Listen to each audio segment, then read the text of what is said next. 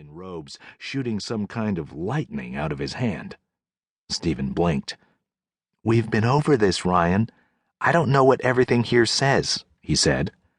"Well, I know, dude, but it's not that. The guy in the drawing, he looks like a crazy superhero." "He looks like that guy," Harani said. She pointed at Stephen's chest. Stephen looked from the book down to the image on his t-shirt. It showed a dark-skinned man in metallic armor, his hand crackling with energy. Stephen looked up at Harani in disbelief. "You mean the steel mongoose?" he asked.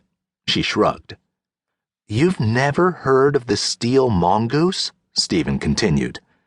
"African adventurer Bob Mugabe, who found himself critically injured and built a high-tech exoskeleton that gives him the powers of a cute but deadly wild animal?" Is he in comic books?"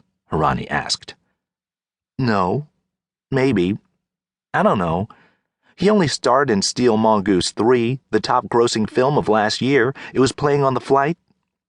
"I like poetry," she said. Then Harani looked past him and grimaced.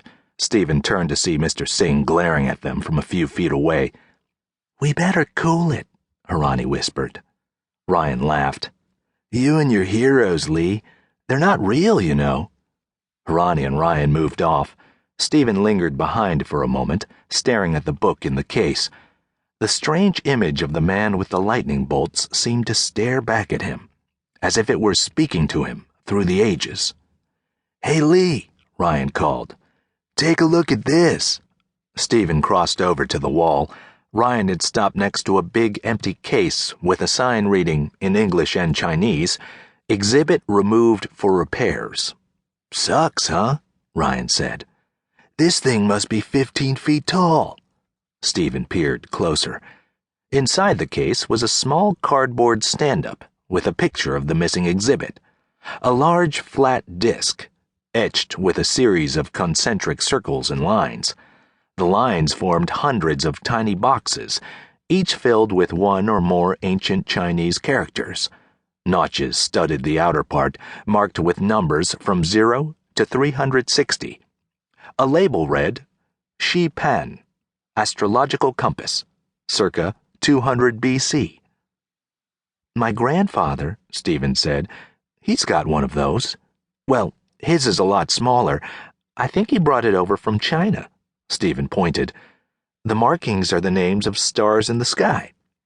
"I like your grandpa," Ryan said. "He makes those tasty little salty pea pods. Yo, we better get moving." Ryan started off after Harani and the rest of the class, who had gathered around a large Buddha statue. But Stephen hesitated. He looked around at the rugs and weathered maps covering the walls, the glass cases holding ancient pieces of bone and pottery, an exhibit of Cantonese opera showing people in bright, lavish costumes, the vast history and culture of China preserved in this place. Stephen hadn't wanted to come to Hong Kong. He liked his home in suburban Philadelphia, his big TV and his Xbox, and his Blu-ray collection of superhero movies. But his parents had insisted. "You should see China," his father had said.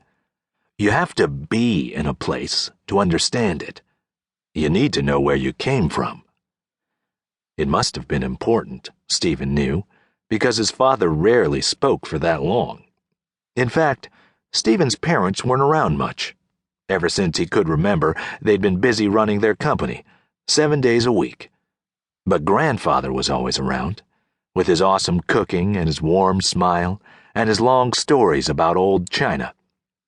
I should listen to those stories more, Stephen thought. He gazed over at the class. Harani asked the guide another question. Stephen couldn't hear the answer, but some of the other kids laughed. Mr. Singh frowned, leaning forward to reprimand them gently. Standing apart from the class, Stephen suddenly felt very lonely, very much out of place. Just 2 weeks, he thought, but I'm already looking forward to getting home. He looked down at his shirt again. He stared at the determined, muscular figure of the steel mongoose, fists glowing with righteous power. "Mr. Lee?" Mr. Singh was glaring at him. The class was marching through a high archway into